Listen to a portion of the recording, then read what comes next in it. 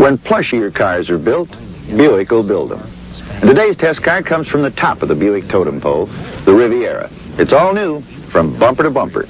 If you're looking for something about as smooth as liquid velvet, then this is it. You know, the boys in Flint, Michigan take a lot of pride in this car, and we were anxious to ring it out. This ultra-posh performer offered us several surprises, the first of which came during the acceleration run. The speedometer walked up to 30 miles an hour in 3.4 seconds. It's kind of rare to get this much wheel spin from a 4,400-pound Detroit go-mobile, but the Riviera left rubber. 5.2 seconds later, we had 45 miles an hour. By the time we went for the 60-mile-an-hour run, the tires were hot and grabbing. 8 quiet seconds later, the clock stopped, and we had the best times we've ever recorded on a full-size Buick.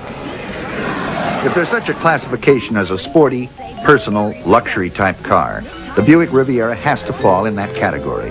But not only that, it has to be placed in a niche near the top of the heap. From a styling standpoint, it's all new, and it's pretty. There's more people room in this new model. That's probably because it's bigger overall. The interior is about as luxurious and comfortable as your own living room. For a hauler, the 455 cubic inch V8 is standard.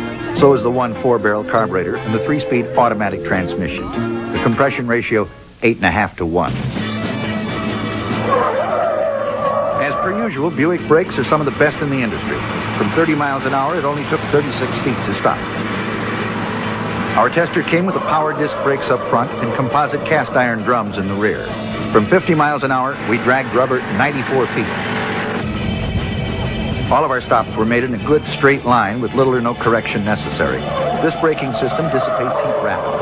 Pedal fade was very slight. From 70 miles an hour, it took 197 feet to grind to a halt. There was quite a bit of dive on the front corners when we pushed her through the pylons. Anything over 40 miles an hour and the rear end would go squirrely. Rebound and recovery, fair. The Riviera went into the reverse spins well, but it comes out with a lunge hard enough to lift the front wheel, plus rattle your head around inside the helmet. High-speed cornering has never been the long suit for any Buick, and this one wasn't much different. Body lean was excessive, and when we pushed it harder, there was a marked tendency to wallow through the turns. In this standard Riviera, we had the wishbone with coil springs up front and a live axle with coils in the rear.